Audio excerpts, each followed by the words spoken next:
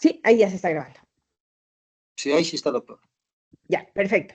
Entonces, bueno, recapitulando, muchas gracias por la observación. Tenemos que para el juzgamiento de las infracciones penales, volvemos a este concepto base de lo que es la jurisdicción, que es la potestad que tiene el juzgador para juzgar y hacer ejecutar lo juzgado y frente al cometimiento de infracciones penales que se cometan en el Ecuador o en el territorio extranjero bajo ciertas condiciones que en este caso la ley mismo nos da, que es cumplirse con lo que se establecen en los instrumentos internacionales suscritos y ratificados por el Estado. Entonces, aquí viene un aspecto del derecho internacional súper importante, que es que los instrumentos estén suscritos y ratificados. ¿Cuál es el procedimiento? No sé si ustedes ya vieron en derecho constitucional cómo es el procedimiento para la ratificación de un tratado internacional. Comienza primero con una voluntad del Estado, el depósito de los tratados, luego la suscripción y luego la ratificación. Entonces, si es que un tratado, por alguna cuestión parlamentaria, como nosotros tenemos aquí, por ejemplo, los candados constitucionales de la Asamblea frente a cierto tipo de instrumentos internacionales, que se requiere primero esa aprobación, ya sea por la vía de la Asamblea o de la Corte Constitucional para la suscripción de ciertos tratados, se queda solo en la suscripción y luego no se hace la ratificación y el posterior depósito. Ese tratado no constituye ley para nosotros, al no haber cumplido, digamos, el ciclo de vida útil para la iniciación y para la plena vigencia de ese tratado.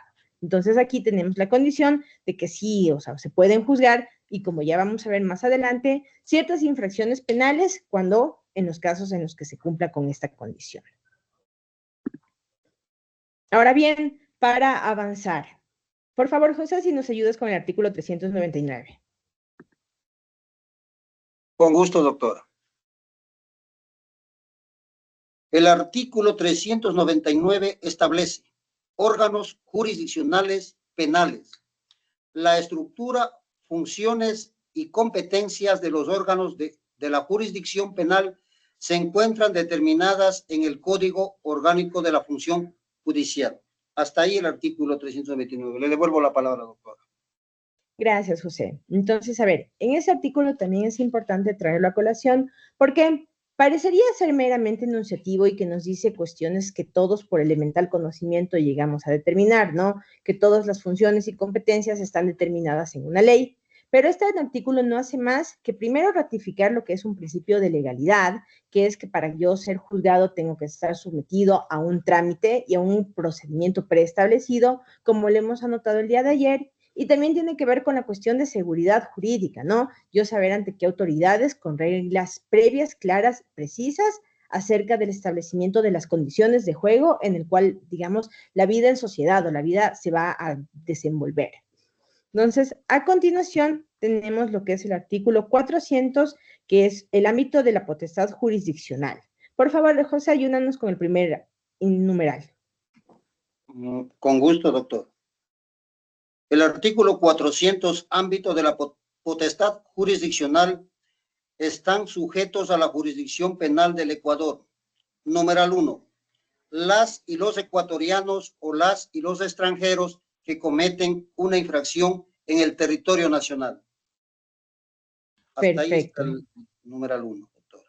Sí, entonces, perfecto. Entonces tenemos que, por regla general, toda persona, sea ecuatoriana, sea extranjera, que cometa un delito de los que están tipificados en nuestro código, va a ser sometido a la potestad jurisdiccional del Estado. Entonces, ¿alguien puede darme un ejemplo?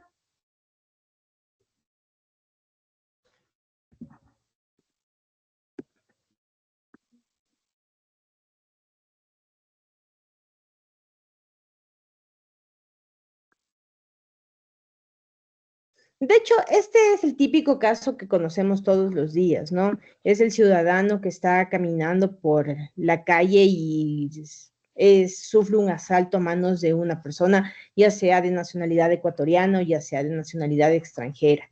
Es el caso más común, por eso está en el numeral 1, y tiene que ver con el ámbito material. Es decir, de aquí también es importante, de hecho, hacer una anotación.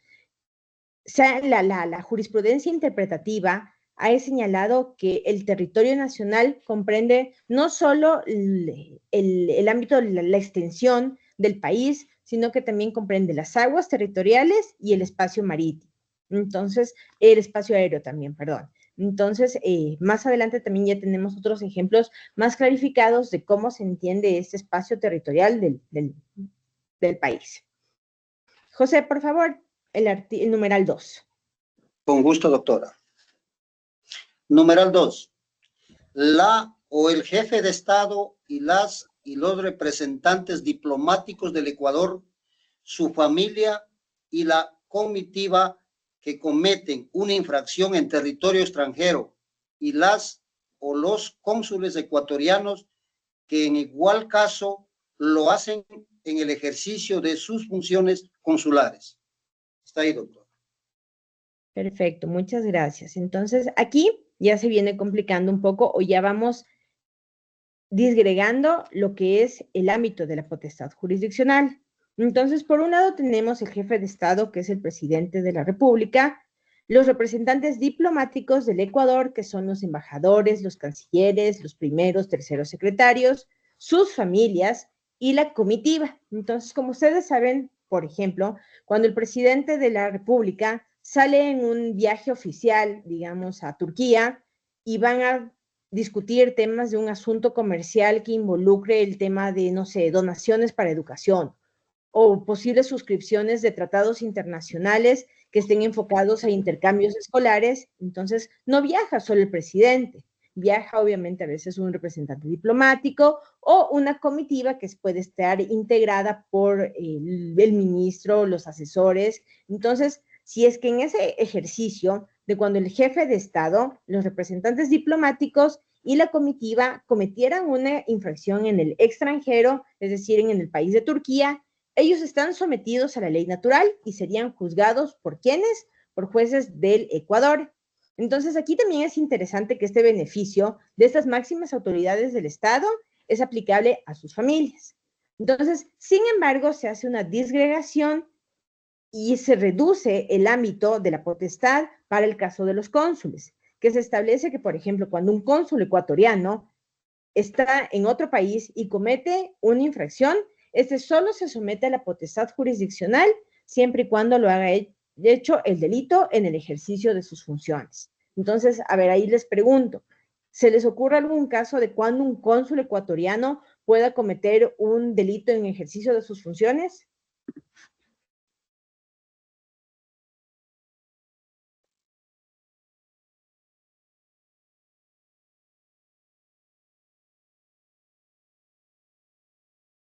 Bueno, hasta que se vayan despertando les voy a ir ayudando con los ejemplos.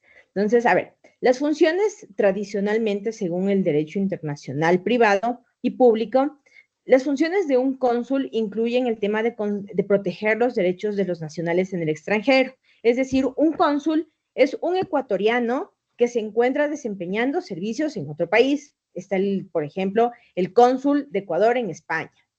Y también proporcionan cierto tipo de servicios locales, tramitan visados para los extranjeros, son como una especie, digamos, se puede decir, en algunos ámbitos de notarios, en otros ámbitos de embajadores, en otros ámbitos de tramitan visas. Entonces, esa es su función. También, por ejemplo, certifican documentos de viajes, renuevan pasaportes, tienen algunas delegaciones para registrar nacimientos, matrimonios, defunciones, ayudar en expatriaciones. Entonces, ese es el marco de la competencia de un cónsul, a diferencia de la del embajador, que es más un papel protocolario.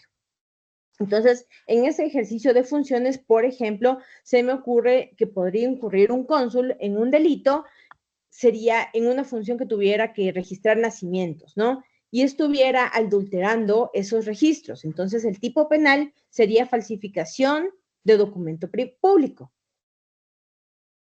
Lo correcto, y si no existiera esa normativa, es que como está cometiendo el delito en Madrid, en España, ser juzgado en un juez de allá.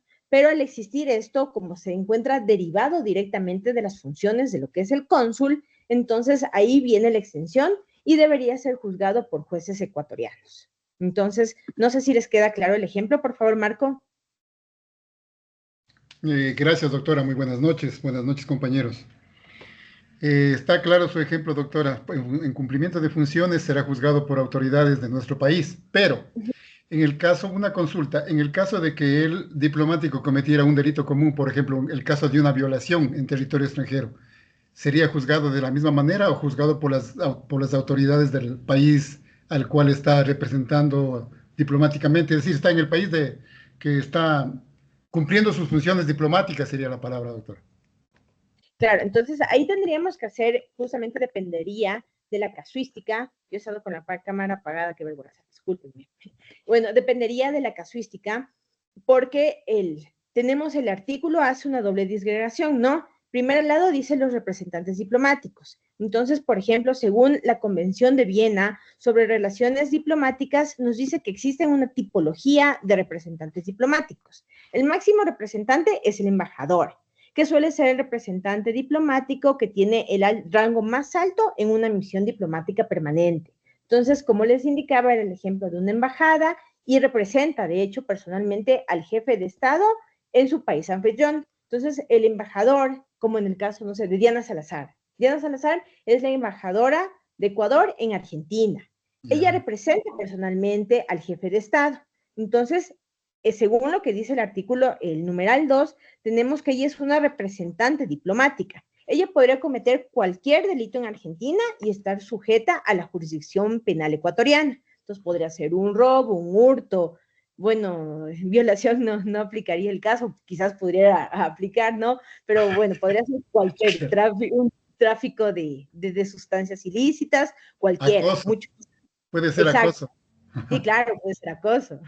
También hay, no se crean casos de violaciones de mujeres, pero bueno, es diferente, Claro. ¿no? No, sí, por ejemplo, también tuve un caso, haciendo un pequeño paréntesis, un caso como esto el típico tipo penal que dicen lo que cometen las dulces sueños, cuando los chicos están en los bares y se acercan esas chicas muy arregladas y les ofrecen bebidas y todo, y luego es para con el objeto de robarlos, y en un caso incluso se había llegado a forzar el consentimiento para una relación sexual. Pero bueno, para que vean que sí podía haber un tipo, ¿no? Eso Claro. con respecto a los tipos de representantes. También tenemos representantes, según como yo les decía, la Convención de Viena sobre relaciones diplomáticas, está lo que es un representante permanente, que es el equivalente al juzgado, al embajador, pero la acreditación es ante un organismo internacional. Entonces, el embajador es ante el país. El representante permanente es ante un organismo internacional, como es, en este caso pueden ser las Naciones Unidas, la Unión Europea, la oficina de la ONU-DC contra la droga y el delito. Entonces, esa es digresación. Un representante permanente también podría cometer cualquier tipo de delito. También existe un embajador especial. Entonces, el embajador especial es un diplomático igual de alto rango, pero es acreditado para misiones específicas y para tareas concretas. Entonces, el embajador como puesto amplio es para cualquier tarea y es la representación. El embajador especial suele ser, por ejemplo, en esos casos de los países que se encuentran en conflicto armado. Ustedes recordarán el caso Ucrania versus la invasión de Rusia. Se crearon ciertos estos embajadores cuya función principal era tratar de lograr la pacificación. El Y de caso ahí, Israel, el caso en exacto, Israel, de la Israel. vicepresidenta. Exactamente. No, creo que no pude haber tenido un mejor ejemplo. Uh-huh. Y en contraposición, ya tenemos después de toda esta tabla de los representantes diplomáticos, está el cónsul, que era lo que yo les decía, que es como un alto oficial, sí, del Estado, pero son asuntos consulares administrativos y están generalmente encargados de asistencia a los extranjeros. Entonces, por ejemplo, si es que ustedes van de viaje en algún momento y se les pierde su pasaporte, se pueden acercar a la oficina consular y ahí se van a encargar. Entonces, ahí es la disgregación, porque el cónsul solo el ámbito de protección llega para él solo en el ámbito de las funciones, mientras que para los otros sujetos que he indicado, que es el jefe del Estado, el embajador y la misión diplomática, es para ellos e inclusive para sus familias. Richard, me parece que tienes la mano levantada.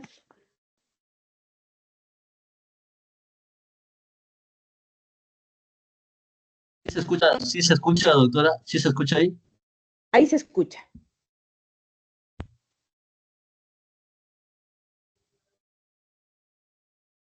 Ahí ya no se escucha. Ahí. Sí, ahí sí. Sí, le quería preguntar, lo que pasa es que, bueno, hoy en día hay redes que ponen de empresas internacionales que a veces dice inviertan y al final es una estafa. ¿A dónde se hace lo que es, a ver, qué se hace después de que es estafado esa, digamos, entre empresa? Digamos, es una empresa internacional y ya dio dinero y no sé qué sería ahorita, qué se procede a hacer. Claro, de hecho, ya vamos a ver, pero te adelanto la respuesta para no dejarte con la interrogante. En el artículo 401 tenemos el caso de la jurisdicción universal. Entonces, ¿qué son? Son ciertos delitos que se cometen contra la humanidad. Tenemos ese término amplio, ¿no? Porque todo delito se comete contra la humanidad. Entiendo que la intención aquí estaba enfocado un poco más en el derecho internacional de los derechos humanos, pero asimismo existe la posibilidad de lo que son los crímenes transnacionales, porque también, como ha señalado, ahora con el avance de la tecnología, también inexorablemente nos ha llevado a que avance la criminalidad organizada. Entonces tenemos redes en todos los países y puede ser que, por ejemplo, operen de una manera sincronizada desde muchos lugares. Entonces, algunos criterios se dan, por ejemplo, por el lugar en el cual se materializa la infracción. Digamos, aquí en Ecuador, si es donde se comete la estafa porque se está sustrayendo el dinero desde aquí. Otros criterios también para este juzgamiento tienen que ver desde el lugar en donde se perpetra la infracción, es decir, si realizan las oficinas de la inteligencia y de la informática, las muestras de las direcciones IP. Entonces, dependerá mucho de la naturaleza, de la configuración del delito y de todo lo que se pueda llegar a recabar para que no se deje en la impunidad. Pero sí tenemos previsto eso, entonces más bien más adelante seguimos abordando eso y si es que no tienen igual alguna duda concreto con respecto al tema de los jefes de Estado y la representación consular, podríamos avanzar. De todas maneras, gracias, mi estimada doctora. Perfecto, gracias. José, por favor, ¿nos ayudas con el numeral 3? Sí, con gusto, doctora. Numeral 3. Las y los ecuatorianos o los extranjeros que cometan una infracción a bordo de naves aéreas o marítimas de bandera ecuatoriana registradas en el Ecuador, ya sea en el espacio aéreo nacional o mar territorial ecuatoriano o en el espacio aéreo o mar territorial de otro estado. Hasta ahí el numeral 3. Le devuelvo la palabra, mi estimada doctora. Muchas gracias. Entonces, bueno, aquí tenemos otro ejemplo que se va un poco disgregando en otros escenarios hipotéticos. Entonces, ¿qué es lo que sucede? Según el derecho internacional privado y el marítimo y el aeroportuario y el aeronáutico, toda nave debe tener una matrícula. Entonces, la matrícula es generalmente del país en donde está reportada que hace sus funciones, ¿no? Entonces, ustedes van a ver los barcos tienen matrícula, los aviones tienen lo propio. Entonces, al tener esa matrícula, no solo para temas que tengan que ver con la legalización, con el funcionamiento material de eso, sino que se traduce en que un pedazo del Estado está representado. Entonces, por eso yo no sé si han escuchado casos de que, por ejemplo, hay gente que se casa en los aviones. Entonces, ¿por qué? Porque existe ese desmembramiento o esa prolongación de lo que es la competencia del territorio hacia lo que está en el espacio en el cual se están moviendo las personas en ese momento. Entonces, en este caso igual, tenemos que cualquier ecuatoriano o cualquier extranjero que cometa una infracción a bordo de un avión o de un barco que se tenga una bandera ecuatoriana registrada en el Ecuador. Y también es muy importante señalar, ya sea en el territorio ecuatoriano, entendido como el espacio aéreo o las 11 De millas, 12 pronto millas. le puedo dar un ejemplo, mi estimada doctora. Sí, por favor. Ya, mira, le voy a hacer un recuerdo donde bombardeó el, el gobierno colombiano cuando murió el guerrillero Reyes en territorio ecuatoriano. Inclusive ahí murió una mexicana. Eso fue invasión aérea territorial, pero bueno, usted sabe que políticas ahí quedó, estaba Correa en ese tiempo presidente, Sería un ejemplo clave que le estoy dando, de pronto estoy equivocado, doctora, eso quería compartir. Muchas gracias. Gracias, José. No, todo ejemplo es válido. Bueno, deberíamos saber, no recuerdo con mayor, o sea, tengo las nociones del caso, pero deberíamos saber fundamentalmente la matrícula o la bandera, como en este caso ponen, ¿no? Porque si el avión, a ver, una cosa tenemos que disgregar lo que es la invasión de otro estado en nuestro territorio al cometimiento de un delito, ¿no? Entonces, ¿por qué? Porque si viene un avión de otro territorio, se está metiendo en nuestra soberanía. Diferente es que una serie de personas que están, por ejemplo, una persona, lo que pasó ya, ¿saben? Un caso, el de las Torres Gemelas. Teníamos un ciudadano iraní o pakistaní, o no recuerdo concretamente la nacionalidad, que secuestró el avión para cometer un delito que era el asesinato. Entonces, si es que en Estados Unidos existiera una ley parecida, un artículo parecido, entonces él estaba sujeto a la legislación de Estados Unidos. ¿Por qué? Porque estaba en un avión de Estados Unidos realizando actos ilícitos. Nicolás, ¿tienes Sí, doctora, ¿cómo está? ¿Cómo Quería estás? hacerle una consulta a ver si es que era un ejemplo válido también para lo que estamos abordando en este momento. Puede ser el caso, por ejemplo, es relacionado con lo que usted decía de los matrimonios. ¿Qué pasaría en el caso de que, por ejemplo, en un avión que tiene matrícula y bandera estadounidense nace un niño? ¿Tendría la ciudadanía de su país o por la competencia, que es lo que estamos abordando en este momento, tendría la ciudadanía, por ejemplo, del país de origen del avión? Bueno, verás, eso se regula, si no estoy mal, es derecho internacional privado y tienes toda la regulación de eso en el Código Sánchez Bustamante. Aparte también tienes regulación interna de cada país, ¿no? Entonces es importante, nosotros en nuestra Constitución tenemos regulado las formas de acceder a la ciudadanía ecuatoriana, que es por el ius sanguinis y el ius solis. Entonces podemos acceder por estas dos vías, ¿no? Ius sanguinis es cuando somos descendientes de una persona hasta es un segundo grado de consanguinidad ecuatoriana, es decir, si es que, por ejemplo, yo nazco en el exterior y mi abuelo ha sido ecuatoriano, yo podría acceder a la nacionalidad ecuatoriana. Eso es el ius sanguinis. Y el ius solis es que toda persona que nazca aquí en el territorio ecuatoriano tiene derecho a esta nacionalidad.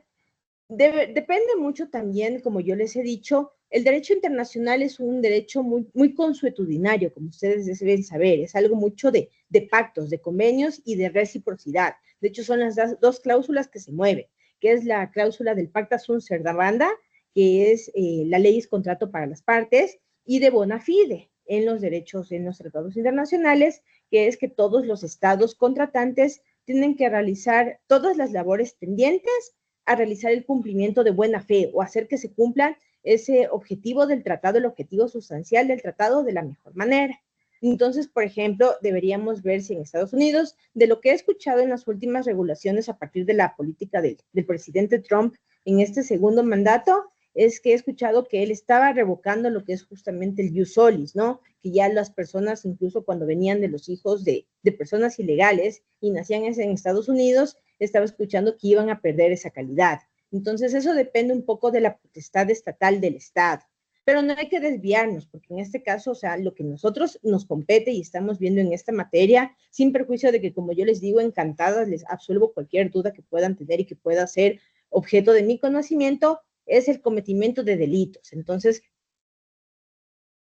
y que sea ese delito cometido como dentro, para el caso que teníamos era dentro de un avión o de una nave, ¿no? Entonces, en este caso, por ejemplo, dar a luz o tener una situación migratoria irregular, para nosotros o no se constituye delito, y en Estados Unidos tampoco, más allá de que es una infracción migratoria por no estar realizando como los papeles o no estar reportando adecuadamente la situación, y lo cual dificulta las otras cuestiones como de empleabilidad, seguridad social y eso. Pero, o sea, ya depende, como te digo, más bien, Nicolás, mucho de cómo esté regulado. Por ejemplo, entiendo que los países de Europa del Este se rigen también bastante por lo que es el ius sanguinis, ¿no? Que reconocen hasta la segunda, tercera generación para adoptar esta nacionalidad.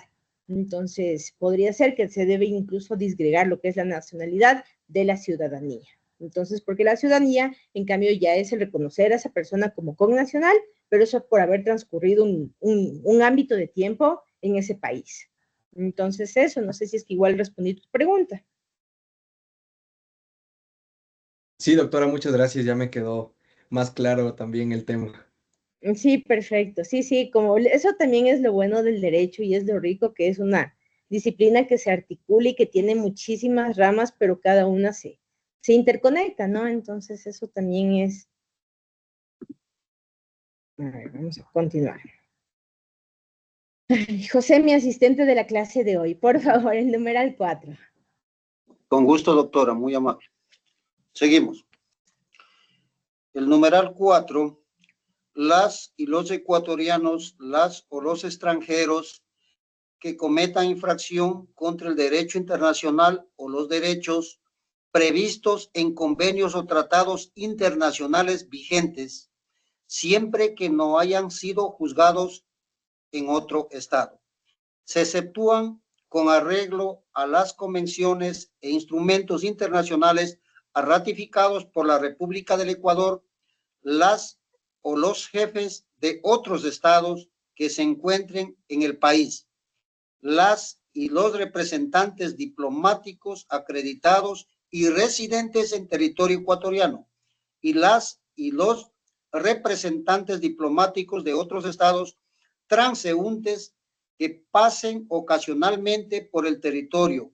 Esta excepción se extiende a la o al cónyuge, hijos, hijas, empleadas y empleados extranjeros y demás comitiva de la o el jefe de Estado o de cada representante diplomático, siempre que oficialmente pongan en conocimiento del ministerio encargado de las relaciones exteriores la nómina de tal comitiva o del personal de la comisión, con su concordancia en el Código Orgánico de la Función Judicial, el 151. Le devuelvo la palabra, doctor. Chévere, muchas gracias, José. Entonces aquí tenemos igual otro escenario, ¿no? Que es los ecuatorianos o los extranjeros que cometan infracciones contra el derecho internacional humanitario, siempre que esas no hayan sido juzgadas. Entonces, ¿cuáles son las infracciones contra el derecho internacional humanitario? Tenemos, según los tratados, perdónenme un segundo.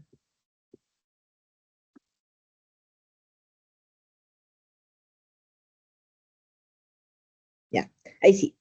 Entonces tenemos que, según los convenios de Ginebra, existen crímenes internacionales graves, que son los que se conocen internacionalmente como esas cuestiones graves, el genocidio, los crímenes de guerra, los crímenes de lesa humanidad, así como otras violaciones que son más amplias como la tortura, la esclavitud, terrorismo, apartheid, desapariciones sistemáticas contra los derechos humanos, todas esas cuestiones un poco dirigidas a lo que era la Segunda Guerra Mundial y perpetrar estos horrores que se vivieron en el régimen nazi, posteriormente con la secularización, la migración de los judíos.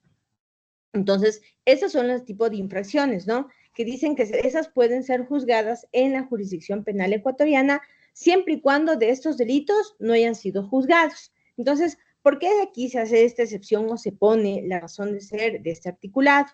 Existe una corte en la actualidad, según el Estatuto de Roma, es la Corte Penal Internacional, que tiene la competencia para conocer este tipo de delitos. Entonces, lo que aquí se busca, y conectamos con lo que aprendimos el día de ayer, del non bis in idem, que es que una persona no puede ser juzgada más de una vez por los mismos hechos. Entonces, por ejemplo, si es que Hitler ya fue juzgado en Argentina, que decían que tuvo, no, perdón, eso fue Eichmann. Hitler, si es que fue juzgado en Alemania por tribunales, sus tribunales de excepción, por el tema de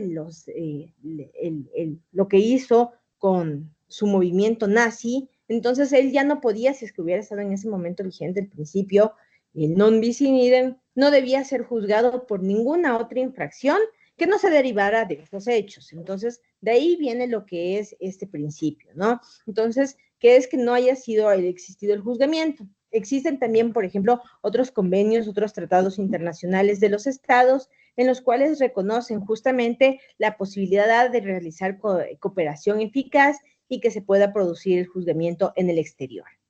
Y de ahí, como segunda condición, teníamos lo que es quienes están exceptuados de ese tipo de infracciones en la jurisdicción, que estaban a continuación. ¿Y quiénes están en las excepciones? Las excepciones nos estaban figurando que eran las personas que eran los representantes de los estados, de otros estados. Tenemos los representantes de otros estados que se encuentren en el país, los representantes diplomáticos acreditados, los residentes en el territorio y transeúntes que pasen ocasionalmente por el territorio ecuatoriano. Entonces aquí incluso volvemos al tema, lo que ya habíamos dicho del derecho internacional, que radica mucho en lo que es la cooperación y la reciprocidad mutua, ¿no? Entonces, si el jefe de Estado ecuatoriano se le aplican las reglas de que cuando él comete un delito en otro país, la misma reciprocidad deberíamos aplicar nosotros, y por eso está establecido como tal, que cuando venga un jefe de país de otro estado, siempre y cuando haya comunicado con qué misión viene y ante el Ministerio de Relaciones Exteriores, él también va a ser exento de cumplir una pena aquí en Ecuador y de ser juzgado aquí en Ecuador por este principio, ¿no? Y porque justamente ahí es lo que se va a llevar a cabo todo el juzgamiento en los términos de su país y de su jurisdicción.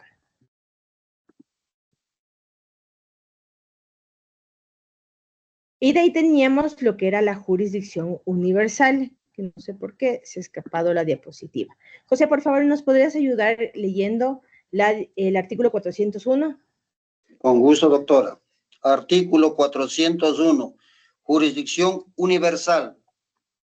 Los delitos contra la humanidad pueden ser investigados y juzgados en la República del Ecuador, siempre que no hayan sido juzgados en otro estado o por cortes penales internacionales, de conformidad con lo establecido en este código y en los tratados internacionales suscritos y ratificados. Hasta ahí, doctora. 301. Sí. Perfecto. Entonces, ¿qué es lo que tenemos? Un poco aquí se empata la pregunta, que es, se repite, ¿no? Lo que es la jurisdicción universal, como ese principio del derecho internacional que permite al país juzgar crímenes graves, como el genocidio, los crímenes de guerra, crímenes de lesa humanidad. Entonces, por ejemplo, ¿y qué es lo que sucedió en el otro caso de la vida real, que fue por el que me confundí? Que tenemos que Eichmann era uno de los funcionarios, si no estoy mal, era el ministro de Estado, ministro de gobierno de Hitler. Entonces el señor logra escapar antes de que se constituyan los tribunales de juzgamiento ad hoc y de que se procese a los máximos líderes de las cúpulas militares. Y él llega y está en Argentina. Vive en Argentina aproximadamente hace unos 20 años de su vida y luego por esas cuestiones de la vida, el hijo, me parece que era, llega a entablar una relación con una chica de origen judío. Y cuando la chica va a conocer a la casa al papá, ahí se entera quién era y ella eleva el caso a las autoridades en Argentina y él termina siendo procesado en Argentina aplicando lo que es la jurisdicción universal. Entonces aquí vemos como una clara materialización. En Ecuador nunca se ha dado un caso de tal rengambre, pero bueno, o sea, tenemos como que establecido en esto por la posibilidad igual de cooperar eficazmente, de que la Fiscalía puede incluso realizar lo que son las asistencias penales internacionales y participar de una manera más activa. Entonces, eso en cuanto a este artículo.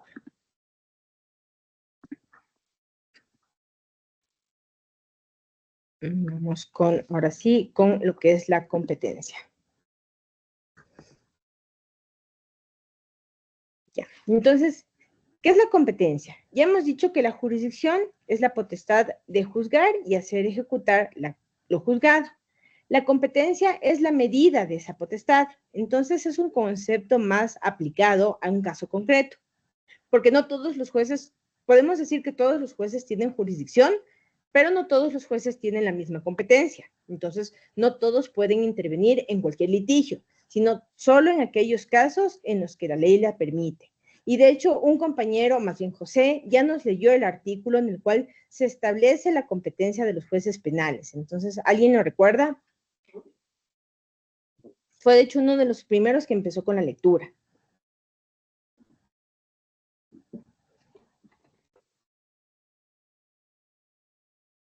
y era el artículo 399, que dice, la estructura, funciones, competencias de los órganos de la jurisdicción penal se encuentran determinadas en el Código Orgánico de la Función Judicial.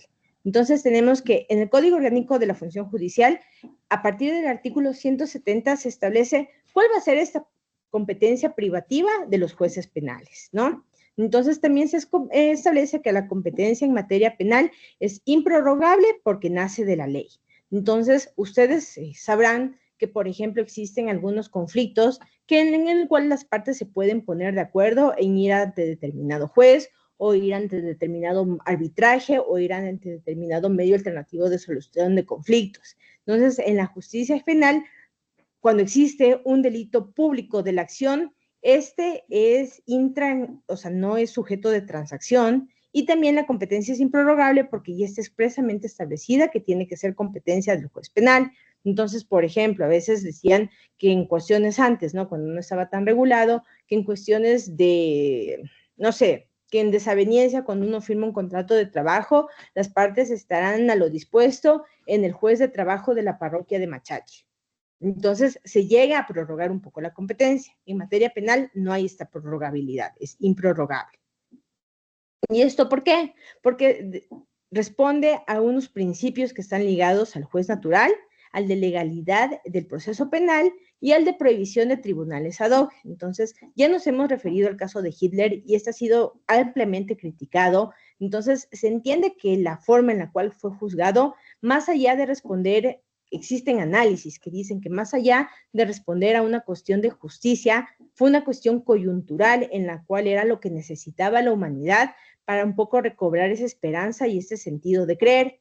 Pero a ellos se les establecieron tribunales ad hoc, que fueron la constitución en ese momento de personas que los iban a juzgar. Entonces, por eso, al igual, algunos de ellos pedían la nulidad y se sustentaban en ello. Entonces, a continuación tenemos lo que es la distribución de la competencia. Entonces, la distribución de la competencia se da en función de 4 criterios. Entonces, tenemos que es según la naturaleza de la infracción, en razón de la materia, en razón del territorio y en razón de las personas. Entonces, como partimos, tenemos este concepto macro, que es que el juez penal, ¿cuál es la competencia del juez penal? ¿Alguien me puede decir?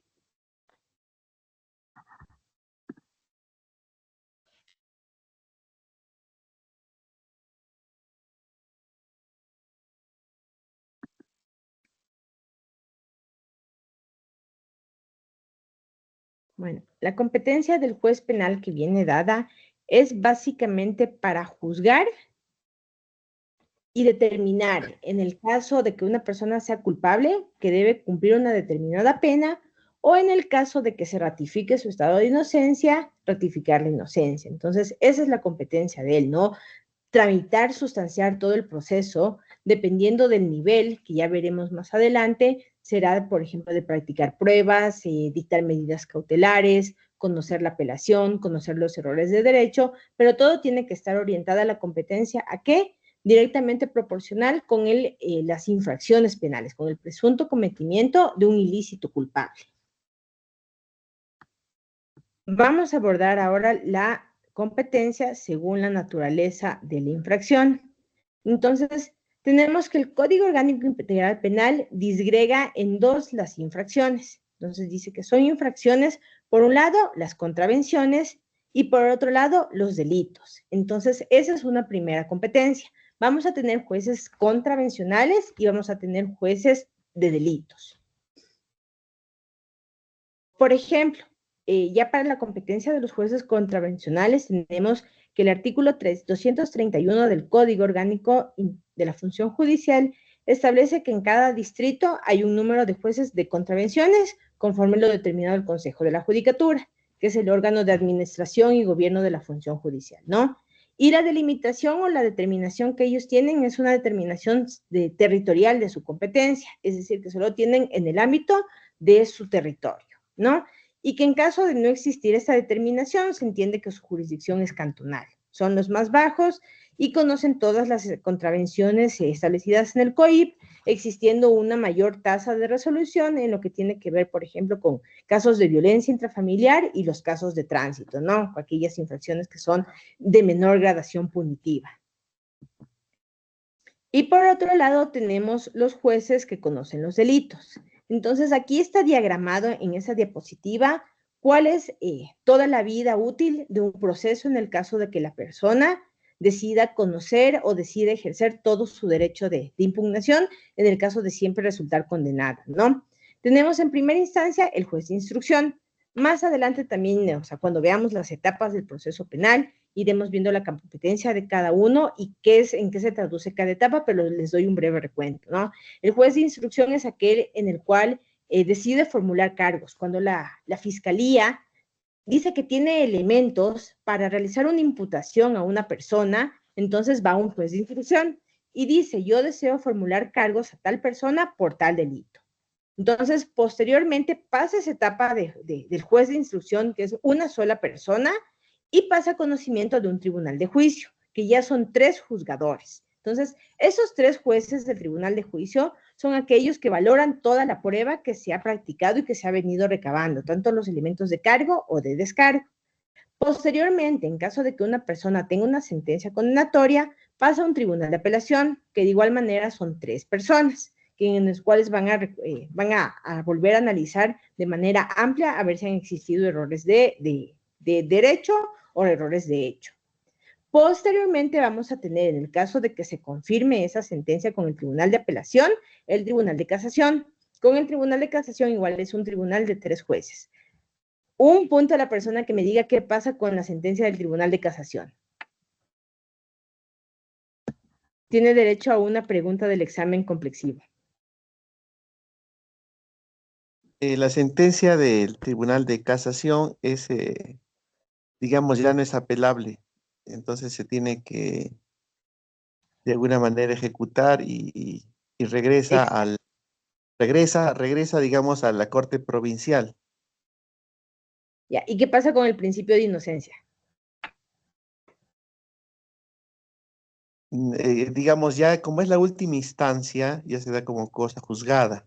Salvo que se den nuevas pruebas o que la persona que se pensaba que estaba muerta y aparece como viva, entonces en ese caso se da paso al recurso de revisión, pero después del recurso de casación ya hay otro recurso.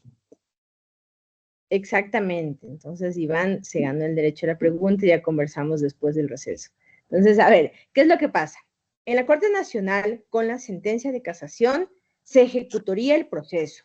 Entonces, lo que nos ha comentado Iván de las causales, que es cuando la persona aparece muerta o aparecen nuevas pruebas, es el recurso de revisión. Pero el recurso de revisión se da sobre una sentencia que ya se encuentra ejecutoriada. Entonces, ¿qué es lo que les decía yo ayer en el recurso de casación?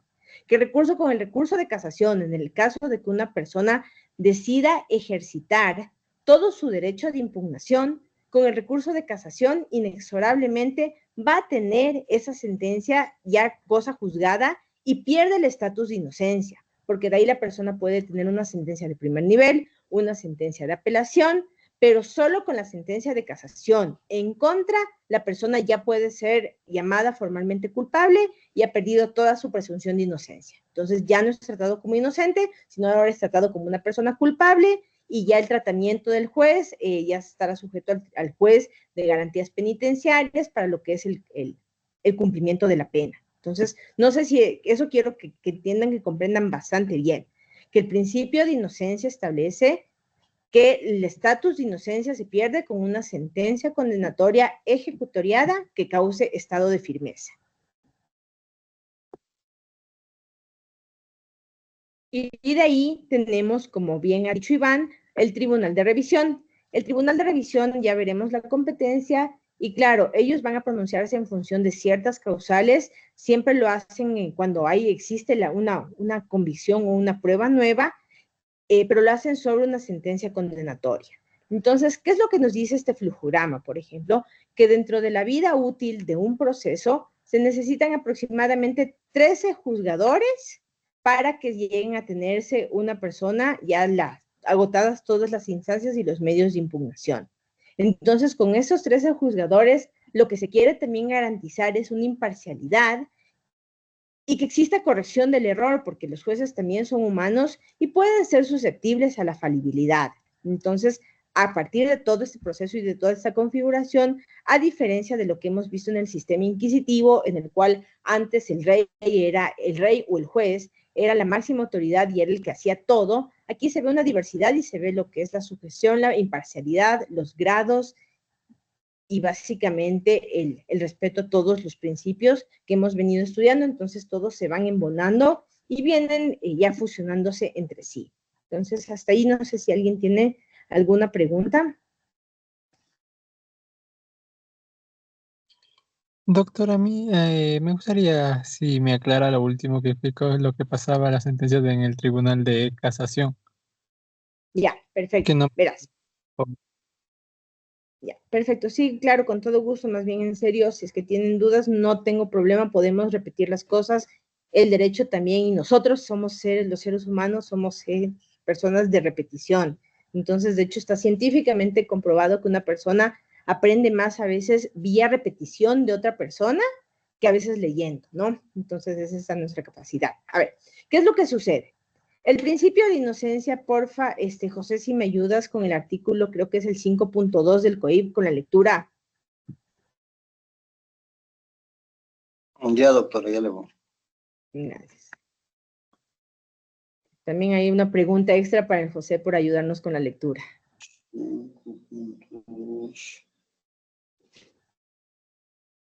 Es el 4, número 4.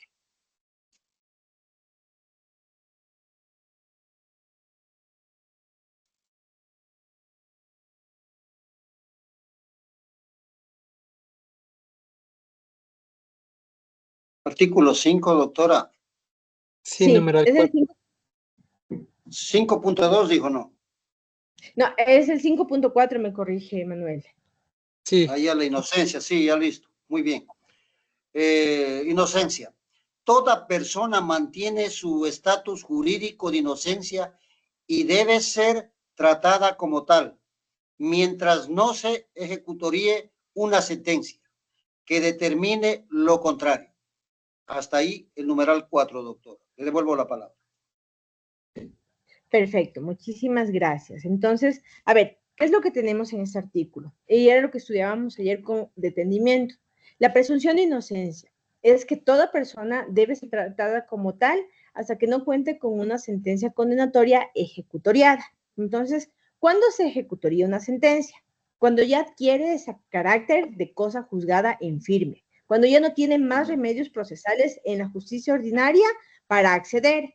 Entonces, yo les ponía el ejemplo de que puede llegar una persona que decida impugnar todas las fases del proceso, como he puesto en la diapositiva, que desde tener su sentencia condenatoria por el Tribunal de Garantías Penales, luego procede a una apelación y luego vaya a una sentencia de casación. Entonces, cuando la persona ejercita todo ese derecho, es en casación, en la Corte Nacional, cuando tiene la sentencia condenatoria ejecutoriada.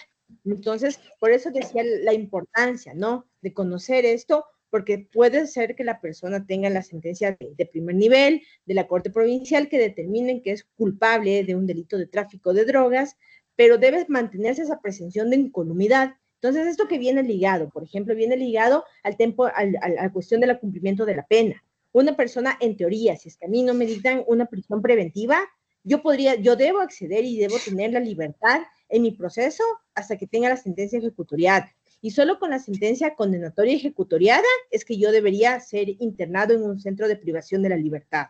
Entonces, ¿por qué? Porque se entiende que mantengo ese estatus de la inocencia. Entonces, no sé si es que ahí quedó claro, Manuel. Sí, doctor, claro. Perfecto. Entonces, no sé si alguien más tiene alguna pregunta o podemos irnos de receso. ¿Cómo está, doctor? Sí, solo que cuando ya está la sentencia condenatoria ejecutoriada, habló algo del recurso de revisión.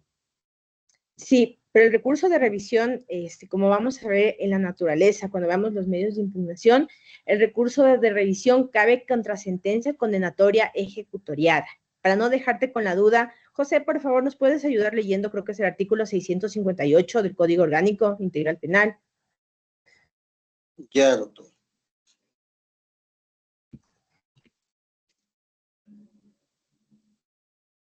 Sí, sí.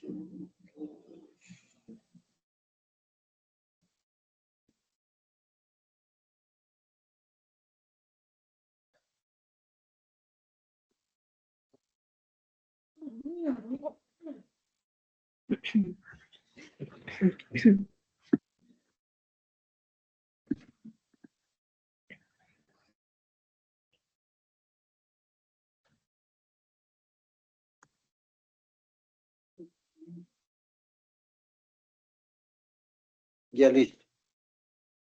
Artículo 658, procedencia. El recurso de revisión podrá proponerse en cualquier tiempo ante la Corte Nacional de Justicia, después de ejecutoriada la sentencia condenatoria por una de las siguientes causas. Ahí nomás, José. Ya las Ya causas listo. ya es entrar Ok. como que demasiado en materia. Por ahora lo vamos a ver dentro de los compromisos institucionales que puedan tener el abordaje de estos medios de impugnación también. Entonces, bueno, Luis, como puedes ver, en el Código Orgánico existe la procedencia de que debe ser una sentencia condenatoria ejecutoriada.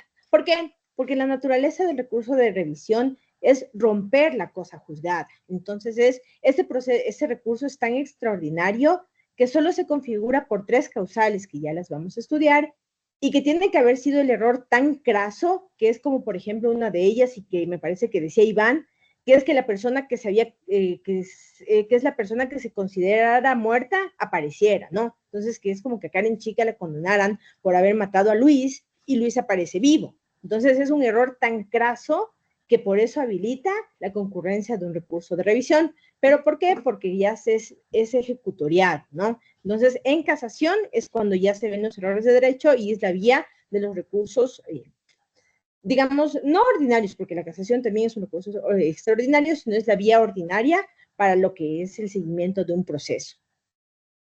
Entonces, la revisión, como ya veremos, es sobre sentencias condenatorias ejecutoriadas. ¿Alguien más tiene alguna pregunta?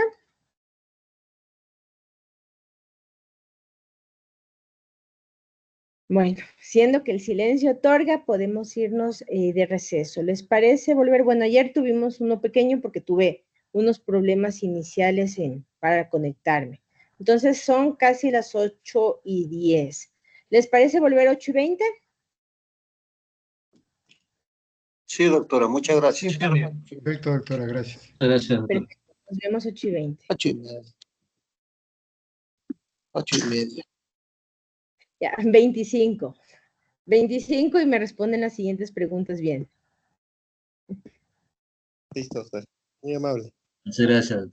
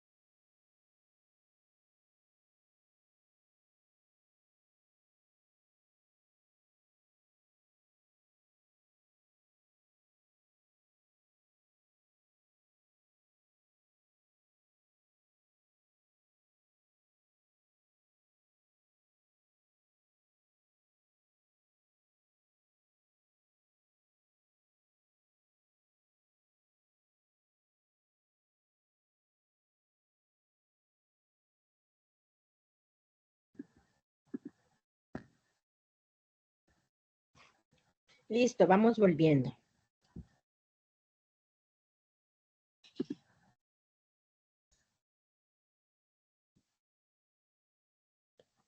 Bueno, hasta que podamos tener a todos nuestros compañeros, más bien váyanme diciendo si es que necesitan puntualizar algo más.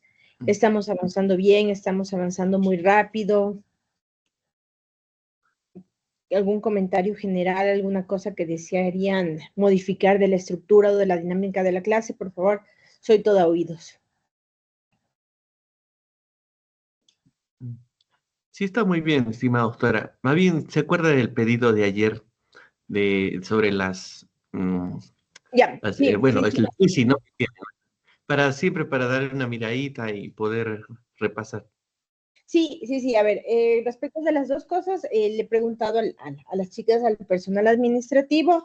A ver, las diapositivas me dicen que se las podemos compartir al final del módulo y como yo les había indicado, como que al margen de todo eso que les voy a compartir, la última clase pretendo ser como una especie de recuento de todo lo que hemos visto, enfocándonos incluso en las cuestiones más primordiales. Les puedo pasar ahí sí en diapositivas no tan trabajadas, no tan con dibujos ni nada, sino más enfocadas a lo que va a ser más práctico y lo que les puede servir, incluso para que les vaya bien en el examen, porque yo creo que un reflejo de un buen profesor o de un buen educador es que de sus estudiantes, a más de una nota de 10, que espero que la logren sacar todos, es que puedan aprender. Entonces, yo les voy a pasar todo el material y sin compromiso de que les indico que haré como unas especiales, digamos, más sencillitas para que ustedes puedan saber las guías de estudio, porque obviamente todo lo que entiendo en la materia es sumamente compleja. De hecho, como les decía al inicio de estas clases, los admiro sobremanera porque el horario no es el más óptimo, la modalidad a veces tampoco lo es, entonces venir y zanjarse aquí, entonces es algo muy loable. Si puedo ayudarlos de mi parte, ya saben, igual les dejaré mi contacto o mi correo por si acaso quisieran solicitarme alguna cuestión, estaré siempre a las órdenes. Entonces vamos a profundizar porque también la idea es que puedan aprobar con las mejores calificaciones y ser unos excelentes profesionales. Okay, muy amable, estimada doctora, muchas gracias.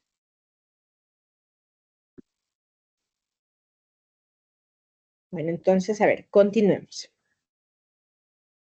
Tenemos, como ya habíamos un poco para ir recapitulando, habíamos dicho que la competencia se divide en 4 niveles, se distribuye, que es según la naturaleza de la infracción, en razón de la materia, en razón del territorio y en razón de las personas. Acabamos de ver la división según la naturaleza, que es en delitos y en contravenciones. Entonces, delitos son aquellas infracciones que tienen una gradación punitiva más leve y en contraposición, contravenciones son aquellas sanciones penales más leves. Ahora nos corresponde estudiarlas en razón de la materia. Entonces, ¿qué es lo que sucede? En nuestro ordenamiento jurídico ecuatoriano, a partir de la Constitución del 2008, tenemos reconocido lo que es el principio de unidad jurisdiccional. ¿Esto en qué se traduce o qué implica? Que ninguna autoridad, aparte de las demás funciones del Estado, puede desempeñar las funciones de administración de justicia. Esto sin perjuicio de otras potestades jurisdiccionales establecidas en la Constitución. Entonces, ¿cuál es la razón de ser o por qué radica el establecimiento de este principio? En la Constitución de 1998 existían cortes penales militares y penales policiales. Entonces, existía la justicia especializada. ¿Y qué significaba ello? Que, por ejemplo, todo militar o todo policía que cometiera un delito en función iba a ser juzgado por sus compañeros, ¿no? Por militares o por policías en el marco de sus atribuciones, ¿no? Generales, consejos de guerra, consejos militares. Entonces, ¿qué es lo que sucedía y cuál era la crítica a esta justicia especializada? Que existía un espíritu de cuerpo y que a veces este espíritu de cuerpo no permitía en realidad que se alcanzara a llegar a una justicia, porque se llegaba a confundir con un cierto tipo de encubrimiento. Entonces, ¿qué es lo que pasó aquí? Lastimosamente por esto de la virtualidad, no puedo conocer muchos sus edades, pero no sé si es que alguien tenga más o menos mi edad y sepa del famoso caso Fibeca o caso Dolores que sucedió aquí en el Ecuador, en Guayaquil, hace aproximadamente unos 20, 25 años. ¿Y qué es lo que sucedió? Básicamente los hechos fueron los siguientes, caso Fibeca también se llamó. Entonces, en este caso, los hechos eran los siguientes, ¿no? Una serie de delincuentes se alían con algunos policías para perpetrar un robo en una de las farmacias Fibeca de mayor afluencia, según ellos, de la ciudad de Guayaquil. De ahí que en un principio el caso se llamaba caso Fibeca, ¿no? Luego se le renombró a caso Dolores, porque coincidencialmente las mamás de todos los procesados, los desaparecidos, se llamaban Dolores. Entonces, sucede este caso que existía un grupo, ¿no?, de criminalidad organizada entre ladrones comunes y policías. Llega a llevarse a cabo el robo de la farmacia de manera exitosa. Se sustraen mucho dinero y los policías, en lugar de cumplir el trato con los ladrones, deciden más bien asesinarlos. Entonces, eso es como que el escenario fáctico del caso. Posteriormente, ¿qué es lo que ellos dicen? Tuvieron que se les iniciaron cargos y tenían que responder. Entonces, ¿qué es lo que ellos llegaron a decir? No, es que yo era un policía y estaba cumpliendo mis funciones y dentro de mis funciones se encuentra resguardar la paz, el orden y la seguridad ciudadana. Entonces, yo coincidencialmente estaba caminando por una farmacia a las 5 de la mañana y vi que la estaban asaltando y por eso justamente iba cargando mi arma y maté a los delincuentes. Entonces, ese fue el argumento de los policías. Y cuando fueron juzgados ellos por otros policías, en efecto salieron sobreseídos, ¿no? Nunca se les llegó a formular en la justicia policial. Posteriormente vino la derogatoria de este código y entró en vigencia la nueva constitución. Entonces, con la nueva constitución se llega a establecer que, por ejemplo, existen otros delitos que son los delitos de lesa humanidad, de crimen organizado, genocidio, que son imprescriptibles. Y como de hecho, en este caso, lo que sucedió es que algunos de los policías, eran varios policías, muchos de ellos estuvieron prófugos, ¿no? Entonces, ya vamos a ver más adelante, pero cuando una persona está prófuga, a menos que si lo permite el delito, porque ciertos tipos de delitos permiten que se juzgue en ausencia, el proceso penal se suspende. Entonces, estaban suspendidos los procesos hasta que fueron siendo capturados uno por uno. Entonces, al ya no existir la ley que los amparaba, entonces fueron juzgados en la justicia ordinaria. Y de hecho, una de las excepciones que ellos decían como un vicio preprocesal para en la audiencia de evaluación y preparatoria de juicio que se desarrollaba es que ya existía una cosa juzgada al haber sido ellos juzgados en la justicia policial. Entonces, como que eso para que tengan una manera de ejemplificativa, que era antes antes no existía el principio de unidad jurisdiccional y que ahora ya lo existe. Entonces, que únicamente pueden administrar justicia penal los jueces y los jueces penales. Entonces, nadie de ninguna otra función aparte del Estado puede realizarlo. Sin embargo, también en nuestro ordenamiento jurídico existe una excepción y esta es la unidad jurisdiccional que viene una excepción a la unidad jurisdiccional que viene dada por el principio de justicia juvenil especializada que está establecido en el artículo 175 de la Constitución y 308 del Código Orgánico de la Niñez y Adolescencia, que establecen en lo medular que los niños, niñas y adolescentes tienen derecho a una justicia especializada y a que siempre se privilegie el interés superior del niño.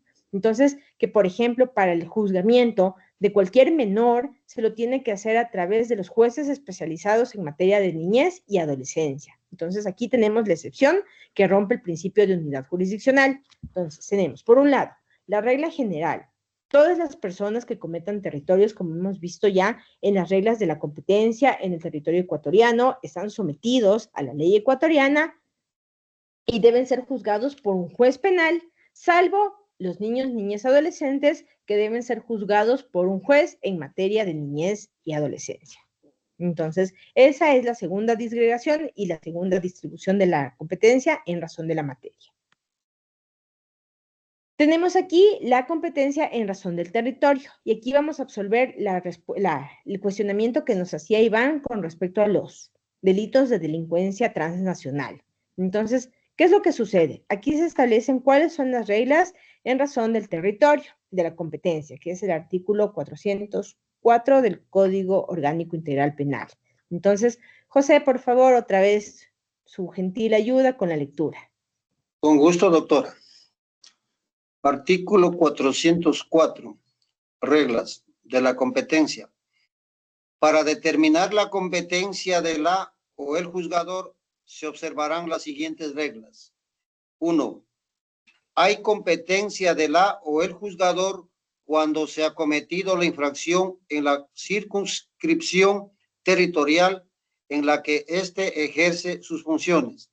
Si hay varios juzgadores, la competencia se asignará de conformidad con el procedimiento establecido por la ley. Numeral 1. Ya, perfecto. Entonces, bueno, vamos a irle comprendiendo porque de la sola lectura parecería ser más complejo de lo que en realidad es. Entonces, ¿qué es lo que dice este artículo? Que hay una competencia del juez penal. Ay, perdón. Ya. Que hay competencia del juez penal cuando se ha cometido una circunscripción territorial en donde él ejerce las funciones. Entonces, ¿cómo se organiza el sistema de administración de justicia? Tenemos lo que son cantones, o aquí en Quito, distritos metropolitanos, tenemos lo que son provincias y lo que tenemos la sede a nivel nacional.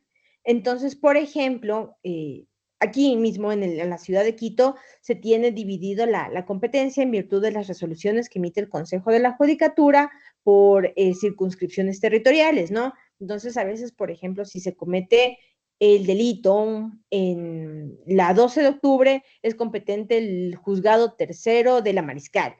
Si se comete en el norte, es competente el juez del Carcelén. Entonces, como primera regla de la competencia en el territorio, vamos a tener que es competente el juez del lugar donde se comete la infracción. Y es donde el juez está desarrollando sus funciones. Y de ahí el artículo nos dice, y se le asignará, en caso de existir muchos, porque obviamente no puede existir un único juez para la resolución de todas las causas, dice que se le asignará de conformidad con el procedimiento establecido en la ley. Entonces, ¿cuál es el procedimiento establecido en la ley? Es el sorteo de causas. Es cuando yo, persona normal, voy, me acerco, ingreso a la ventanilla para el trámite y se me selecciona aleatoriamente un juzgador. El segundo numeral, por favor, José. Listo, doctor. Numeral 2. Cuando la infracción se ha preparado e iniciado en un lugar y consumado en otro, el conocimiento de la causa corresponde a la o el juzgador de este último. Hasta ahí, doctora, el numeral 2.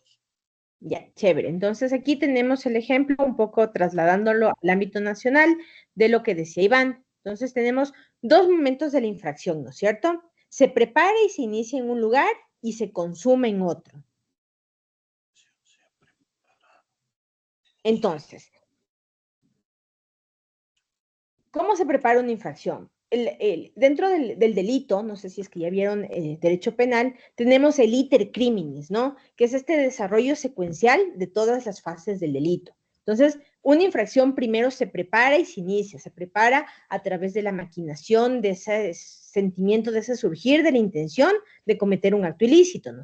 Y luego se inicia en un lugar y luego se consuma, que es la consumación y el resultado efectivo en otro lugar.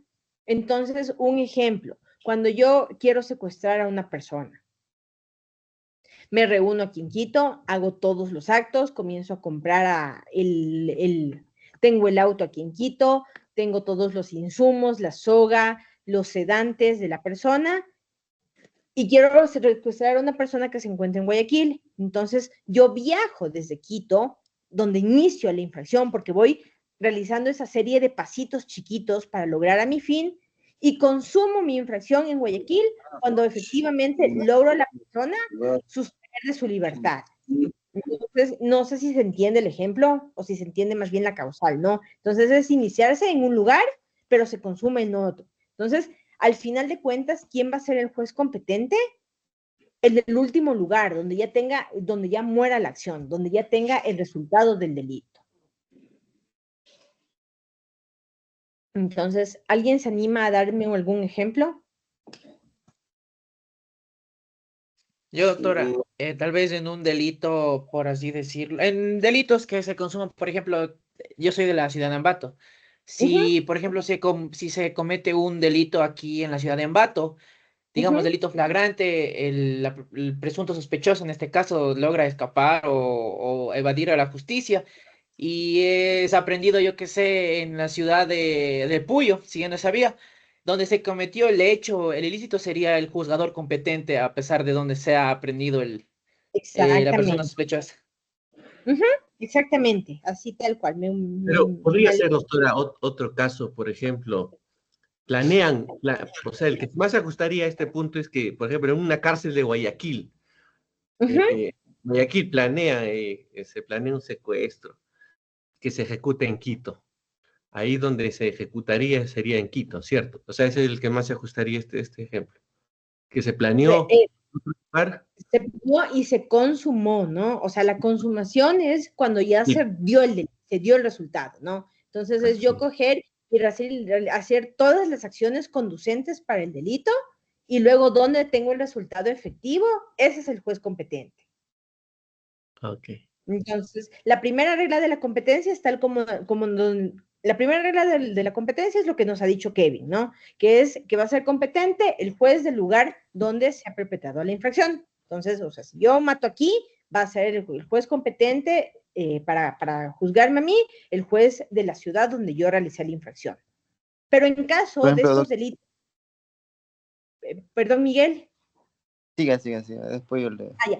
Sí, sí, perdón, solo para continuar la idea, pero en el caso de estos delitos que son delitos continuados, ¿no? Que inician y que se pueden prolongar mucho en el tiempo, que tienen que ver con estas cuestiones de sustracción de la libertad, de desaparición forzada, inician en un lugar y se llegan a consumar en otro. Entonces, ahí está orientado la regla de la competencia. Ahora sí, Miguel, por favor, ¿cuál es tu Y en consulta? de contravenciones de tránsito, por ejemplo, mi cliente lo multan allá en Ambato, yo puedo impugnar aquí también en Baboyo, ¿no? Ahí era una sala de lo penal. A ver, en materia de contravenciones, ocurre lo mismo, ¿no? O sea, si la contravención es cometida en Babahoyo, va a ser competente Babahoyo. De hecho, nos pasaba algo, o sea, no sé si, me parece que estaba en proceso de derogarse, pero pasaba algo curioso con Ambato, que, a ver, el sistema de multas, por ejemplo, entiendo que es a nivel jurisdiccional, pero en Ambato hubo una época en la que las multas de Ambato solo se podían pagar en Ambato porque ellos crearon a través de una ordenanza municipal como una especie de sistema centralizado único. Entonces entiendo que eso se estaba por cambiar, no sé si es que me parece Kevin que dijo que era nuestro compañero de Ambato, tiene mayor conocimiento frente a esto, pero yo tenía conocimiento de que, por ejemplo, solo en Ambato se podían pagar las infracciones que se cometían en Ambato, que de hecho a la sazón eran muchísimas porque el límite de velocidad era 40 kilómetros. Bueno, hasta que nos diga Joel, me parece que tienes levantada la mano. Sí, Don, y todavía sigue eso en Ambato que las multas hay que pagar en Ambato mismo, no se puede pagar en otro lado, solo allá Ya, donde de la agencia. exacto, entonces, o sea, es el tema del lugar, o sea, ahí se coge el criterio que es No, el lugar en donde... no podría impugnar aquí, digamos que aquí en Baboyo, en la Corte de lo Penal. Claro, no podría, sabes que incluso la razón responde también a una cuestión probatoria y a una cuestión de la practicidad y del debido proceso que se debe seguir, porque cuando uno impugna una contravención de tránsito, citan al agente aprensor y se manda a pedir, por ejemplo, las pruebas que se tengan de haberse pasado el semáforo o del parte policial o del sticker de mal parqueado. Entonces, si es que hace en otra provincia, se chocan las jurisdicciones y se complica mucho el tema probatorio. Richard y luego Luis. Sí, mi estimada doctora, en el caso de un extranjero, viene, digamos, de Colombia, y le cogen aquí el delito, es aquí mismo juzgado en Ecuador, ¿no? Sí, exactamente, si el delito es cometido aquí en el Ecuador. Entonces, si viene Oye, claro, si viene un colombiano y viene y mata a alguien aquí, entonces el competente es el juez ecuatoriano. oye, ok, gracias. A ti. Luis, ¿tu pregunta? Doctora, una consulta. En un delito que existe una persona em, eh, o sea, con una persona que tiene la culpabilidad intelectual y la persona accionante. Y por ejemplo, la persona tiene la culpabilidad intelectual está en otro país, el accionante aquí en Ecuador, o no tiene nada que ver eso, o cómo se establece esa situación. Claro, verás, aquí de hecho sí tenemos lo que es los grados de participación, ¿no? Sí se existe. Creo que es el artículo 42 del Código Orgánico Integral Penal que establece la autoría, ¿no? Tienes la autoría intelectual, la autoría inmediata, la autoría directa. Entonces, deberías verse como decíamos, creo que fue la pregunta de Iván, el tema de la naturaleza del delito, porque tú sabes que para que una persona, y es lo que hemos también sido enfáticos, sea condenada, debe existir un proceso penal.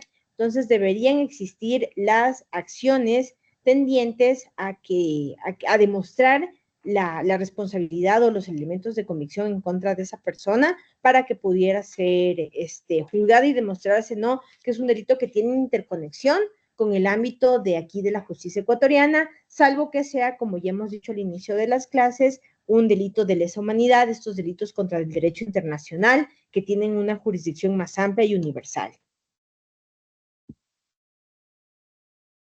Ya, listo. Gracias a ti. Ya, perfecto. Tenemos la siguiente, por favor, José, el numeral 3. Listo, doctora, con gusto.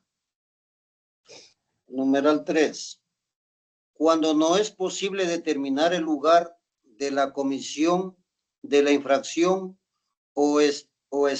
se ha cometido en circunscripción territorial distintas o inciertas, será competente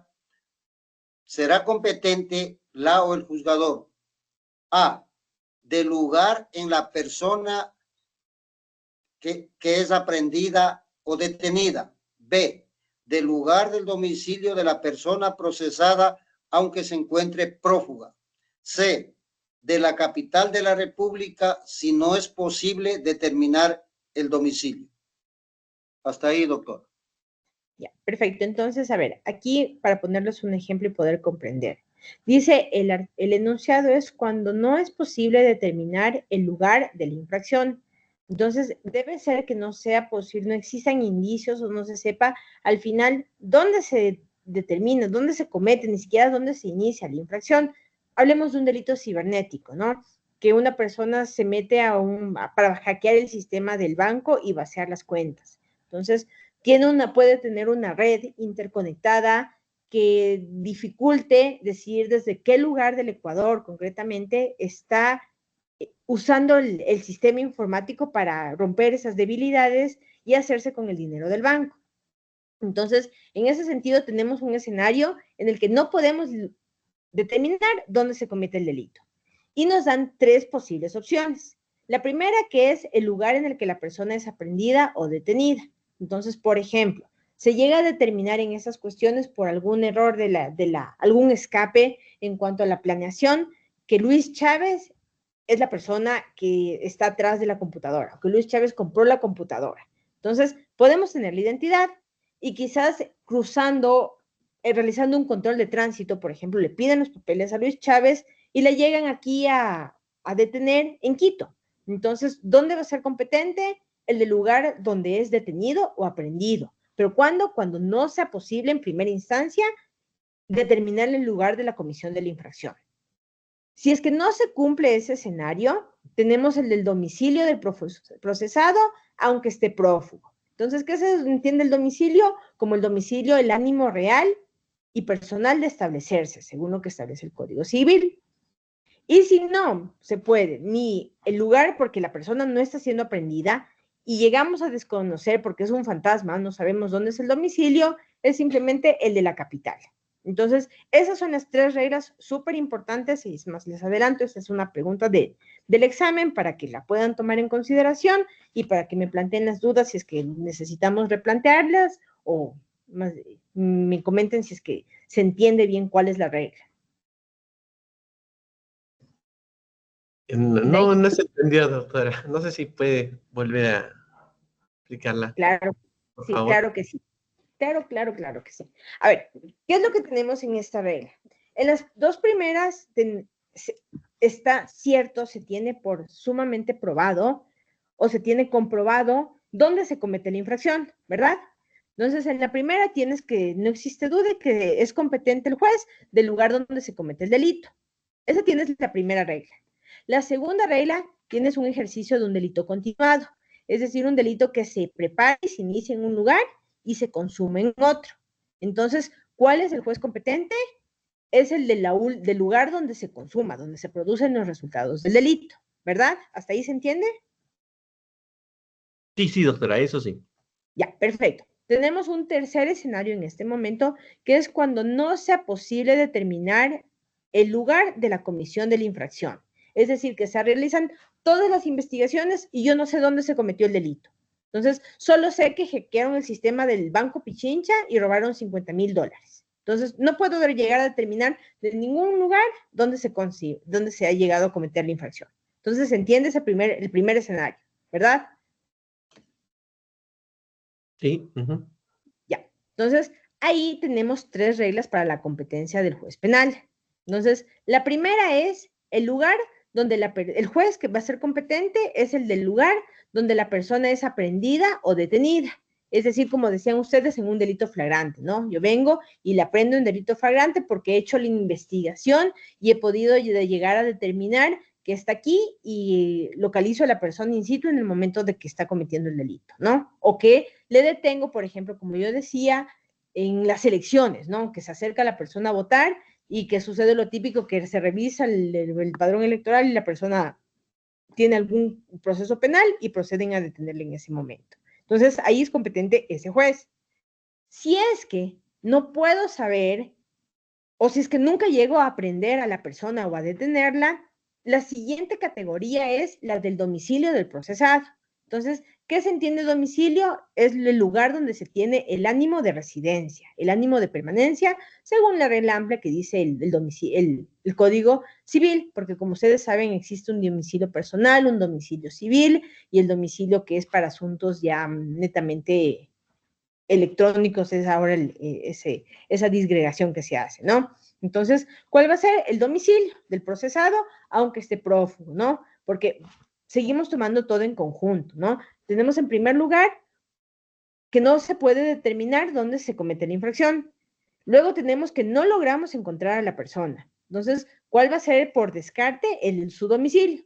Entonces, si luego yo haciendo todas las tácticas no logro establecer cuál es su domicilio, porque puede ser una persona que esté aquí en Ecuador en una situación irregular de inmigrante, o puede ser que simplemente no pueda llegar a determinarlo, ¿cuál va a ser el juez competente? Por descarte, el de la capital, o sea, el de Quito. Entonces, ¿ahí se entendió? Sí, muy amable. Gracias, doctora.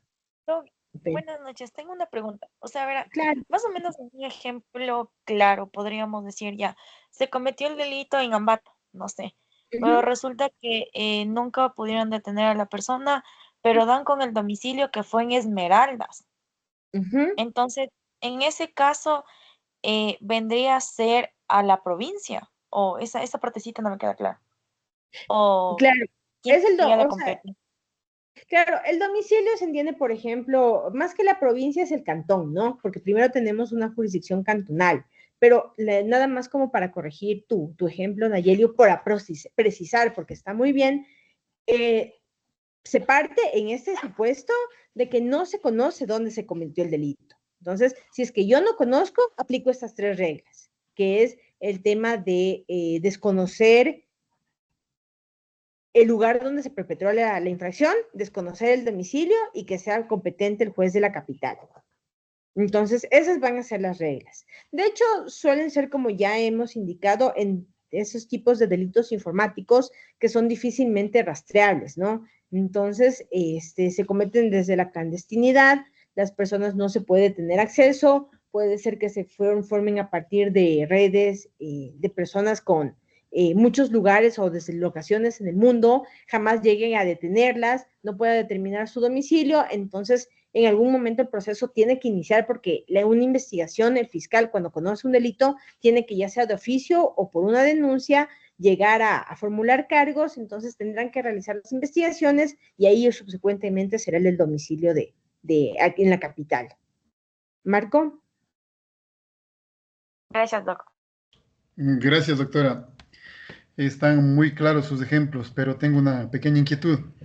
¿Es aplicable esta tercera regla para casos donde que existen conflictos entre dos provincias cuando la una se disputa con la otra partes de territorio y ese tipo de cosas? ¿Se puede aplicar esta tercera regla? No, tenemos, creo que me parece, en 2 líneas más la respuesta concreta para tu pregunta. Verás, a ver, vamos con la siguiente.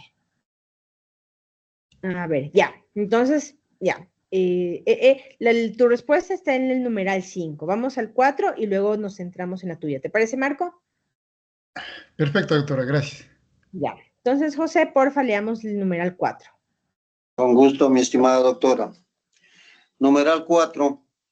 Si posteriormente se descubre el lugar de la infracción, todo lo actuado será remitido a la o al juzgador de este último sitio para que continúe el procedimiento o juzgamiento, sin declarar nulo el proceso ni anular lo actuado. Si el proceso se inicia en una circunscripción territorial y la persona procesada ha sido aprehendida o detenida en otra circunscripción, la competencia se radica a favor de la o el juzgador que inicie el proceso. Ya. ¿Está ahí, doctor? Chévere, gracias. Entonces, verán, aquí como para complicar más, tenemos otro escenario, o es un escenario más, es complementario, ¿no? Entonces, en el artículo 3 teníamos cuáles son las reglas cuando no sea posible determinar el lugar. Pero si más bien en el 4, utilizando el ejemplo de Nayeli, decimos que llegamos a descubrir que el lugar de la comisión fue en Esmeraldas. Entonces, ¿qué es lo que dice esta regla? Que se remite todo lo que ha actuado el juez, en este caso de la capital, de aquí de Quito, a Esmeraldas y no se declara la nulidad. Es decir, todo lo que haya hecho el juez de Quito le va a mandar el proceso, le va a trasladar el proceso a Esmeraldas para que continúen haciendo las diligencias, investigaciones, audiencias de ser el caso, desde la fecha en la cual posteriormente se logró descubrir el lugar donde se cometió la infracción. Y luego tenemos que si es que el proceso ya ha iniciado en una circunscripción, o sea, en un territorio, y la persona ha sido procesado o aprendido, y si la persona procesada ha sido aprendido o detenido en otro territorio, siempre va a ser competente el que inicie primero el proceso. Entonces, esto, como digo, ya es también mucha especificidad, no, más allá de que, por ejemplo, si es que a alguno de ustedes en algún momento le interesa dedicarse ya al litigio penal profesional y establecer reglas de competencia, va a ser muy útil. Pero aquí simplemente estamos viendo las nociones generales, entonces en esto, como también yo entiendo que puede ser complejo, más bien, solo quería que tengan en cuenta que en el caso de que yo, ante un delito incierto del lugar, luego puedo determinar, luego todo lo que ha actuado se traslada a uno nuevo y se continúa. ¿Por qué? Porque siempre se va a respetar este principio de la competencia territorial. Continuemos, avancemos, Marco, José, porfa, al numeral 5. Sí, muy bien. Numeral 5. Cuando la infracción se comete en el límite de 2 circunscripciones territoriales, será competente la o el juzgador que previene en el conocimiento del proceso de acuerdo con la ley. Numeral 5. Ya. Y aquí justamente tenemos la pregunta que nos hizo Marco. ¿Qué es lo que puede suscribirse cuando existe un límite, no? Cuando existiría en este caso, en derecho procesal se llama lo que es un conflicto de competencia positiva, que 2 jueces sean competentes por encontrarse en los límites. Entonces, ¿cuál es la salida? Y aquí es básicamente la respuesta, es principio de prevención. ¿Qué implica el principio de prevención? El primer juez que haya realizado actos útiles en el proceso. Entonces, ese va a ser el competente, el que el primero haya abocado conocimiento de la causa. No sé si con eso, Marco, queda clara tu pregunta. Sí, doctora, gracias, muy gentil. Perfecto. Vamos con la regla del 6. Muy bien. Numeral 6. Cuando la infracción se comete en territorio extranjero, la persona procesada será juzgada por la o el juzgador de la circunscripción territorial en la que es aprehendida o detenida, o por la o el juzgador de la capital de la República del Ecuador. Hasta ahí, doctora.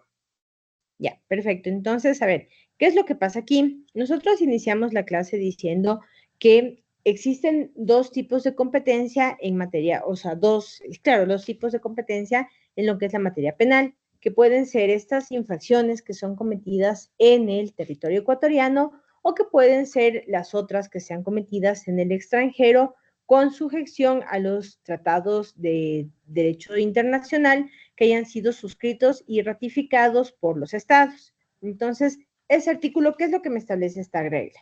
Que cuando una infracción se comete en el extranjero, llámese cuando un ecuatoriano comete un crimen de genocidio, de lesa humanidad, de tortura, de desaparición forzada, en el extranjero, entonces será juzgada por el juzgador de la circunscripción en la cual es detenida o aprehendida. Entonces, es decir, el territorio, ¿no? Ya sea Otavalo, El Carchi, Tulcán, todo en esa cuestión. Y luego, o puede serlo, como estamos hablando de la jurisdicción universal, por el juzgador de la capital del Ecuador. Y finalmente, para acabar con la clase de hoy, tenemos lo que es la competencia en razón de las personas. Entonces, aquí tenemos dos cuestiones, ¿no? ¿Qué es el fuero? ¿Qué es el fuero? El fuero es un tipo de deslimitación de la competencia que se hace en realidad en relación al cargo o a las dignidades que ofrecen ciertas personas, que ostentan ciertas personas, ¿no? Entonces, ¿qué es lo que se busca con la institución del fuero? Que un juez siempre goce de la imparcialidad y goce, digamos, de la altura y de la jerarquía para ser juzgado entre sus iguales. Entonces, no es lo mismo que, por ejemplo, un juez de un cantón, del cantón de Machachi, juzgue al presidente de la República por un delito, a que lo haga el más alto organismo del Tribunal de Justicia del Ecuador, que son los jueces de la Corte Nacional. Entonces, en eso está orientado el fuero. ¿Qué es el fuero? Como les digo, es esa distinción que se hace para que ciertas personas que tienen ciertos cargos públicos de connotación nacional sean juzgados por unos jueces no especiales, ¿no? Porque no existe la justicia ad hoc, sino que por ciertos jueces en razón de ciertos grados. Entonces, tenemos dos reglas para establecer los dos tipos de fueros. Tenemos el fuero de Corte Nacional y el fuero de Corte Provincial. Es más, ustedes deben haber oído, por ejemplo, el caso del expresidente Rafael Correa, el caso de Porcohecho, que se le siguió, no se ventiló en un tribunal de justicia ordinaria, sino que se lo hizo ante la Corte Nacional, porque solo entre iguales pueden ser juzgados. En cambio, el caso también, como ustedes serán de conocimiento, bueno, quienes no vivan aquí en Quito, en algún momento en el contexto de los paros, se llegó a imputar a la prefecta de Pichincha de estar participando, dando dinero de manera ilegal para fomentar el pánico aquí. Entonces, ella, al tener fuero de corte provincial, no fue juzgada por los jueces de primer nivel, sino por la corte provincial. Entonces, para el juzgamiento de estas personas están expresamente establecidos en el artículo 192 del Código Orgánico de la Función Judicial, que son para los casos de fuero de Corte Nacional, o en el 208 numeral 2, que son para los casos de fuero de Corte Provincial. Entonces, ¿qué es lo que tenemos, no? Y es taxativa la enumeración. Entonces, cuando se vaya a juzgar al presidente de la República, al vicepresidente, a los asambleístas, a los consejeros del Consejo de Participación Ciudadana, a los jueces de la Corte Nacional, a los vocales del Consejo de la Judicatura, al defensor del pueblo, Contralor General del Estado, Fiscal General del Estado, defensor público, procurador, ministros, secretarias de Estado, secretario general de la Administración Pública, superintendentes, consejeros del Consejo Nacional Electoral, jueces del Tribunal Contencioso Electoral, los jueces de la Corte Provincial. ¿Quiénes son competentes? Son los jueces de la Corte Nacional. ¿Por qué? Porque la razón de ser obedece a que al ser estos unas altas autoridades, deben ser juzgadas de igual manera por altas autoridades. Entonces significa que todo el proceso, lo que veíamos en un inicio, esos 13 juzgadores que van a conocer la instrucción, la apelación, el juicio, la casación, la revisión, todo se desarrolla en la Corte Nacional. Es el único tribunal competente. En contraposición, tenemos quienes están sujetos a fuero de corte provincial. Entonces, ¿qué significa el fuero de corte provincial? Que van a ser juzgados por los jueces de la Corte Provincial. ¿Y quiénes tienen este fuero? Son los gobernadores, gobernadoras, prefectas, alcaldes, intendentes de policía, los jueces de primer nivel, el jefe del comando conjunto, el comandante general del ejército, de la marina, de la fuerza aérea y general de la policía. Entonces, ¿qué es lo que a través de esa norma, reitero, lo que se precautela es la competencia en función de las personas? Yo juzgo en función del grado de las personas y de la dignidad que ellos están ostentando. Entonces, busco que en la medida de lo posible sean juzgados sin tener una interferencia y ante los juzgadores como de un nivel recíproco para respetar lo que es este principio de la igualdad. Entonces, igual ustedes conocerán, han habido pues una ola reciente de casos contra asambleístas, de casos contra altas autoridades, y como ustedes ven en las noticias, estos se llevan a cabo en la Corte Nacional por el tema del fuero. Entonces, ¿qué es esto? Es una derivación de la competencia en razón de las personas.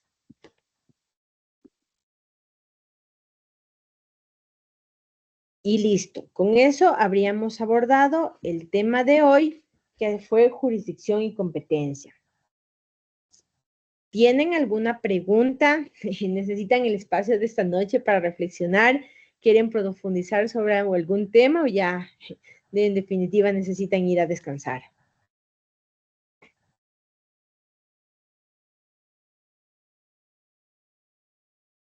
Estimada doctora, entonces, en forma no tan general, en la distribución de las competencias, ¿cuál es la que más se aplica para los jueces a nivel nacional? La que más se aplica para los jueces a nivel nacional es en razón del territorio. O sea, siempre va a tratar de privilegiarse la que sea en el lugar donde se cometió el delito. Entonces, las otras competencias, ¿no?, que tenemos en razón de los grados, por ejemplo, son excepcionales. Entonces, ¿cuándo se aplican esas competencias para los jueces penales? Cuando hay una autoridad que está siendo investigada por el cometimiento de una infracción. Entonces, siempre va a privilegiar la regla del territorio.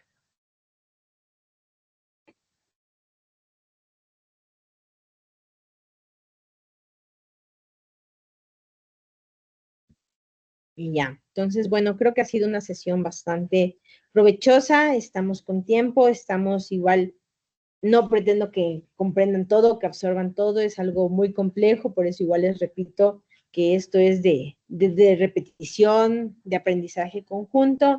Entonces, ya mañana, el día de mañana abordaremos un poco, ya vamos a ir aterrizando cada una de las cuestiones. Mañana tenemos lo que es el conocimiento de los sujetos procesales, para entre el día viernes y el día sábado acabar con lo que es la acción pública y la acción privada. Entonces, ya con esto tenemos los primeros cimientos de la parte ya más teórica del derecho procesal, para la siguiente semana dedicarnos ya a todo lo que es lo práctico, ¿no? Entonces, vamos viendo que quizás hoy ha sido la clase más pesada por el tema de la competencia, pero les repito, o sea, lo que es importante tener aquí en consideración es los conceptos de jurisdicción, de competencia. Jurisdicción es esa facultad que tiene el juez de juzgar y hacer ejecutar lo juzgado, y la competencia es la medida de potestad, en este caso la concreta para la materia penal.